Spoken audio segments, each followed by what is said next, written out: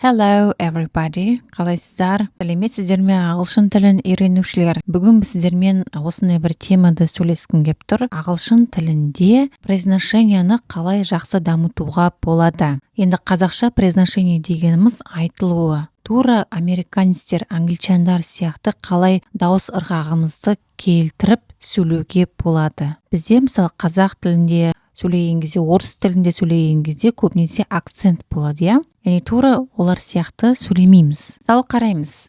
Let me tell you about my family. I live with my mom, my dad, and my big sister. We live in California. My mom's name is Carmen. She's Mexican, and she speaks English and Spanish. She's a Spanish teacher. She's short and slim.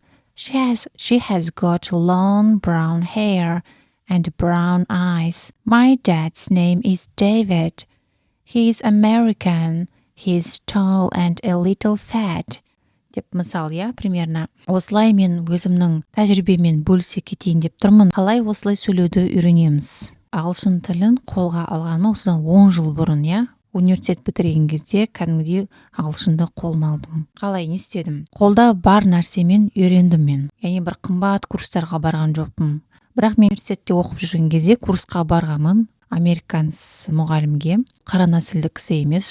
Қара нәсілді кісілер көбінесе Африкадан келеді, олардың өздерінің акценттері болады. Мен настоящий шын мәнде Америкадан, Чикагодан келген кісіге курсқа барып жүретінмін. Бірақ енді ол өте қымбат. Қазір курстар. Одан кейін университет бітірген соң мен қолда бар нәрсемен оқыдым. Менде не болды? Интернет болды, ноутбук болды. Менде сондай бір желание болды, тура солар сияқты сөйлесем екен. Мен не істедім? Мен ағылшынша фильмдер көре бастадым. Яғни осы фильмдердің көру арқасында мен олар қалай сөйлейді дауыс ырғағына келтіріп, мен де сөйлеуге тырыстым. Және менде жақсы произношение бола бастады. Менің ең алғашқы көрген фильм ол Just Like Heaven деп аталады. Өзіме қатты ұнайды. Ағылшын тілінде қазір Google-ға жазсаңыздар, мысалы английский фильмы с субтитрами десеңіздер, көп сайттар шығатыны көрдіңіздер ма? Кез келгеніне кіріп дайындала берсеңіздер болады. Ағылшын тілінде фильмдер көрсеңіз, я сонымен қатар сіздер жаңа сөздер үйренесіздер. Кез келген біреуіне кіре бересіздер. Бұл жерде арасында платныйлар да бар. Мысалы, маған Puzzle сызықша Movies деген сайт ұнайды, бірақ ол 10 минут қана көре аласыз екен, ары қарай уже ақша сұрайды платный. Бірақ бесплатныйлар да бар. Бұл ешқандай реклама емес. Қараңыздар, мысалы, мынау Puzzle Movies, иә, сайты, иә. Мына Just Like Heaven дегеніміз. Heaven дегеніміз кім аударылады? Бұл бізде рай, жәннат. Бұл кішкене фантастикалық фильм, өте қызықты. Мен тура осы мына Элизабет деген қыз болады, осыған қарай мен ұмтылдым. Осылардың сөйлеуіне, айтылуына қарап, мен де осыларға қарай дауыс ырғағымды келтіруге тырыстым. Және менде ол жақсы болды. Бұл Puzzle Movies деген сайт, мына тіркелесіздер, сосын көресіздер. Бұның ең жақсы несі, мынаны қоясыздар да, мына жерде мен сіздерге рекомендую, иә, ағылшын тілінде көруге субтитраны. Егер білмей жатсаңыз, тіпті, иә, мысалы аудармасы не екен деп, онда мына орысшаны қоссаңыздар болады субтитраны. Бірақ желательно вообще екеуін де қоспай көрген өте жақсы. Енді қараңыздар, мына жерде белгісіз сөздер бар, иә. Қайсы сөзді білмейсіздер, өзіңізге плюсик қойып қойсаңыздар да болады. Мына былай қасына не қылып дауысы айтылуын естисіздер осылай. Мінекей қалай айтылу керек, бәрі бар, аудармасы бар. Және осылармен ары қарай дайындала бересіздер. Бірақ өкінішке орай бұл платный. Ақшаңыз болса, төлеп оқи беруге болады. Just Like Heaven менің ең алғашқы дайындаған осы ағылшын тілін үйренерде осы фильмді көргенмін. Произношениемді осы фильм арқылы дамыттым десем де болады. Бұл жерде мен сонымен қатар жаңа сөздерді үйрендім. Мысалы, gorgeous деген бір риэлтор кісі, әйел кісі айтады gorgeous деп. Осы мысалы, осы фильмді мен 10 жыл бұрын көргенмін, қазір есіме түсіп отыр. Осы сөзді үйренгенім. Gorgeous дегеніміз керемет, великолепный деген мағынаны білдіреді. Одан кейін harmless деген сөзді үйренгем. Harmless дегеніміз үй жоқ адамдарды айтады, иә. Есіме түсірсем, көп сөздерді үйренгем. Бірақ ең бастысы произношениемді дұрыстадым, дамыттым. Одан кейін Proposal деген фильмді көруге кеңес беремін. аудармасы кім біледі? Proposal дегеніміз предложение, ұсыныс жасау. Басты рөлде Сандра Буллок деген актриса, бұл менің ең жақсы көретін актрисам. Айтпай қояйын не жайында екенін, бірақ өте комедия, қызықты фильм. Бұл жерде мен сөздерді үйрендім. Мысалы, you are fired деп айтады. Ты уволена, сен жұмыстан шықтың, you are fired деген. Көрдіңіздер ме, қазір мен 10 жыл бұрын көргенмін, бірақ осы жаңа сөздер үйренгенім есіме түсіп отыр. Вот сіздер жаңа сөздер үйренесіздер фильмдер көру арқылы. Одан кейін произношенияларыңыз дамиды. Одан кейін бұл бесплатно, яғни сіздер курсқа барып көп ақша құртпай-ақ, қолыңызда не бар, сонымен үйренуге болады.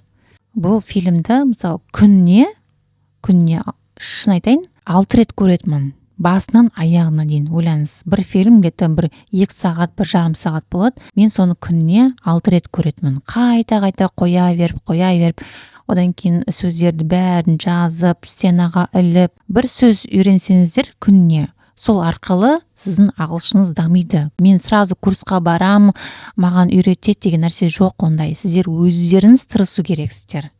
Қолыңызда не бар, сонымен өздеріңіз тырысып үйрену керексіздер. Менде ол кезде дисциплина болды. Қазір мен мойындаймын, тастап кеттім, бірақ сол кезде менде дисциплина болды. Күнне 6 фильм көретінмін. Сол арқылы мен произношением дамыды және сөздер үйрендім, жаңа сөздер. Proposal деген фильмді көріңіздер міндетті түрде. Одан кейін Family Man деген фильмді көруге кеңес беремін. Бұл жерде басты рөлде Николас Кейдж ойнайды, атақты, менің жақсы көретін актерім Николас Кейдж. Бұл да фантастикалық фильм, мелодрама, өте қызықты. Қазір мен айтып қойсам, сіздерге қызық емес болады, Яғни фильмді көрген кезде сіздерге ол фильм ұнау керек, қызық болу керек.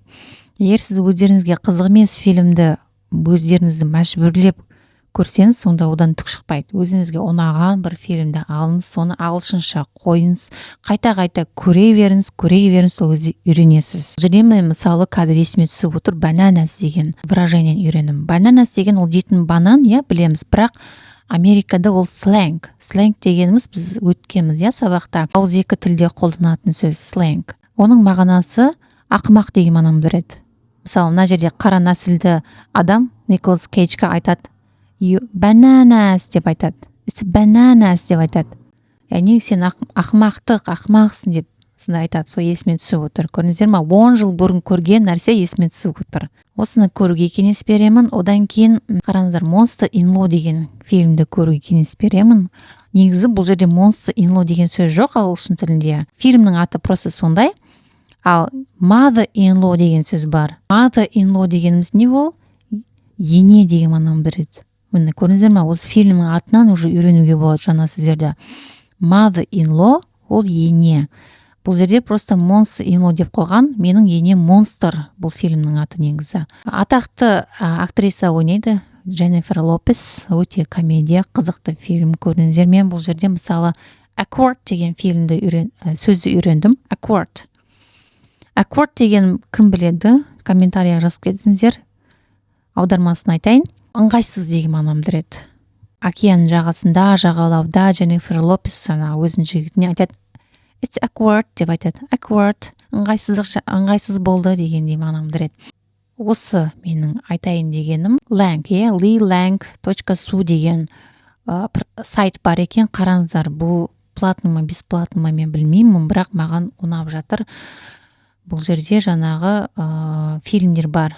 Субтитрасымен көріңіздер, кіріп, мына жерде поискқа жазып, фильмнің атын жазып және іздейсіздер.